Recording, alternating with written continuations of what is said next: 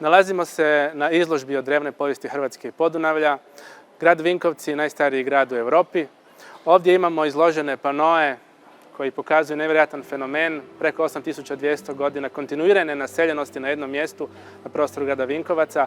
Dakle, imamo ovdje pokriveno kameno doba, bakreno doba, zatim imamo brončano doba, željezno doba, nakon toga nam dolazi rimsko doba, izrazito bogato, srednji vijek, tursko doba i vojna krajina, pa preko 18. i 19. stoljeća sve do 20. stoljeća do današnjice. Imamo nevjerojatne fenomene kao što je najstariji europski i indoeuropski kalendar, zatim imamo 8000 godina kontinuirane keramičke proizvodnje, dakle najstariju serijsku proizvodnju metalnih predmeta, najstariju pravu broncu i mnoge druge pronalaske. Na ovakve stvari Hrvatska treba biti ponosna i predstavljati ih po Europi i po svijetu. Hrvatska vlada je trebala uložiti velika sredstva da se to prezentira, međutim oni su od toga odustali, recimo 2013. godine, jer se jednostavno ne uklapa u njihov kompleks manje vrijednosti i njihovu slugansku politiku spram Zapada. Mi smo tu da to promijenimo, da pokažemo bogatstvo Hrvatske, da pokažemo što imamo. Zahvaljujem se na dolasku na današnju izložbu gdje možete vidjeti gdje je nastala današnja europska civilizacija.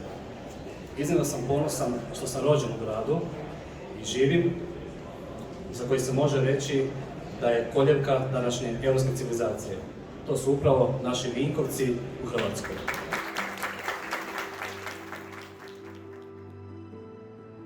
Imamo čast ovdje svi biti na ovoj našoj predivnoj izložbi u Europskom parlamentu.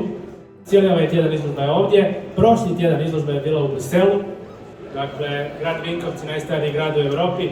Ovo je bitno tako kako bismo pokazali cijeloj Europi, svim ovim zastupnicima, asistentima, ljudima koji ovdje rade, blago naše Hrvatske, da pokažemo na kraju krajeva što su radili naši preci. Dan danas se iskapaju stvari koje mijenjaju naš pogled na povijest.